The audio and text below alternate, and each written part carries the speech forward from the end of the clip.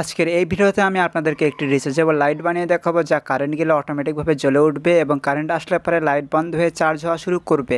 আর এটির আলো অনেক ভালো হবে। তো চলুন আর দেরি না করে ভিডিওটি শুরু করা যাক।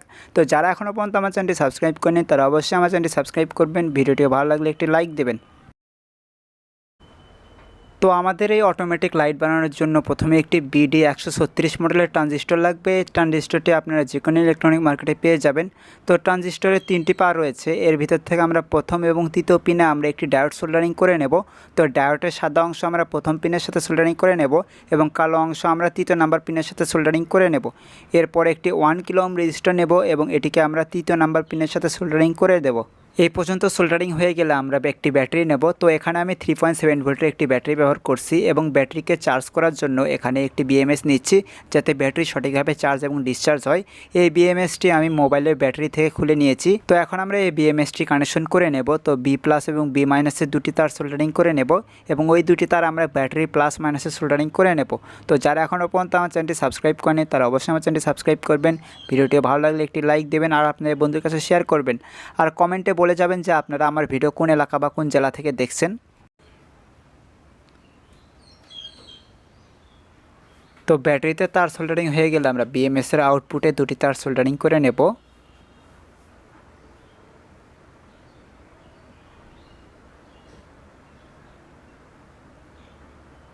তো এখন আমরা ব্যাটারির যে পজিটিভ তার থাকবে তা আমরা ট্রানজিস্টরের প্রথম পিনের সাথে সোল্ডারিং করে নেব এবং নেগেটিভ তারটি আমরা 1 কিলো ওহমের রেজিস্টারের সাথে সোল্ডারিং করে নেব। তো আমি ভিডিওতে যেভাবে কানেকশন করছি আপনারা ঠিক একইভাবে কানেকশন করে নেবেন। তো এই ব্যাটারিকে চার্জ দেওয়ার জন্য আমাদের এরপর একটি ডিসি জ্যাক লাগবে। তো এখানে আমি একটি মাইক্রো USB জ্যাক ব্যবহার করছি।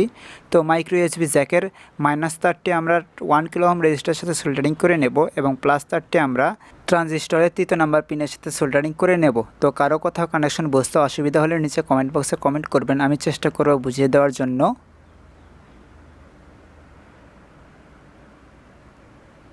এরপর আমাদের একটি LED লাইট লাগবে। তো আমি এখানে 4 ভোল্ট 12 ওয়াটের একটি LED লাইট ব্যবহার করছি এবং লক্ষ্য করলে দেখতে পাবেন যে আমি এখানে একটি সুইচ লাগিয়ে নিয়েছি পজিটিভ তারের মাঝখানে। তো সুইচ লাগিয়েছি যাতে আমাদের লাইটটি দিনের বেলায় কারেন্ট চলে গেলে অটোমেটিকভাবে না জ্বলে থাকে।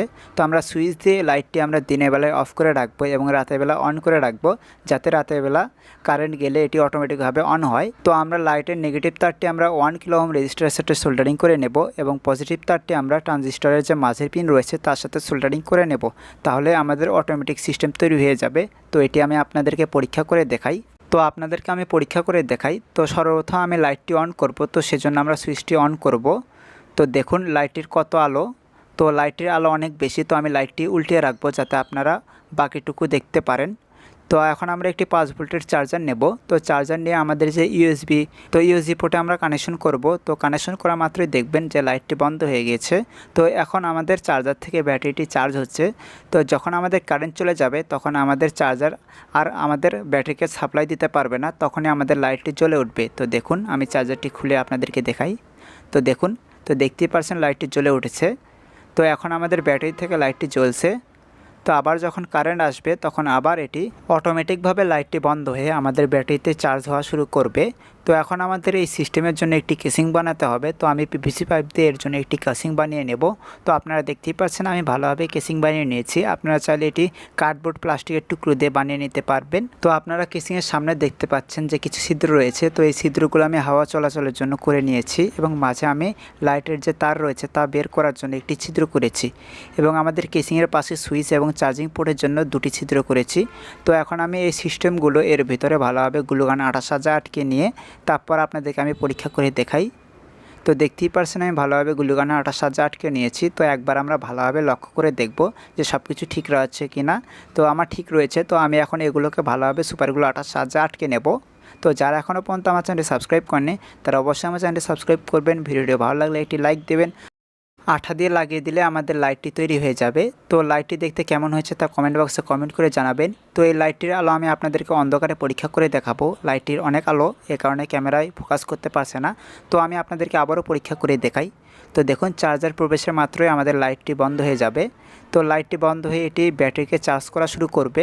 আপনারা এই লাইটটিকে আপনাদের রুমে কাঠে বা দেওয়ালের সাথে ঝুলিয়ে রাখবেন এবং 5 ভোল্টের চার্জার কানেক্ট করে রাখবেন। যখন কারেন্ট চলে যাবে তখন এই লাইটটি জ্বলে উঠবে এবং কারেন্ট আসলে পরে অটোমেটিকভাবে লাইট বন্ধ হয়ে চার্জ ওঠা শুরু করবে। তো এটা সবসময় চার্জে দিলে আপনাদের ব্যাটারি গরম হবে, তাই আমি এখানে বিএমএস লাগিয়ে নিয়েছি যাতে ব্যাটারি ওভারচার্জ না হয়। তাই আপনারা অবশ্যই লাইটটি বানানোর সময় ব্যাটারির সাথে একটি বিএমএস লাগাবেন।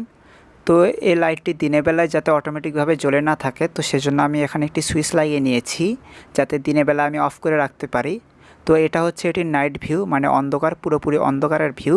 তো লাইটটির আলো ভালোই রয়েছে, তো দেখতে পাচ্ছেন কেমন আলো। তো আজকে ভিডিও এইটুকুই। ভিডিওটি কেমন হয়েছে তা নিচে কমেন্ট বক্সে কমেন্ট করে জানাবেন। তো দেখা হচ্ছে পরে কোনো ভিডিওতে। ভালো থাকবেন, আল্লাহ হাফেজ।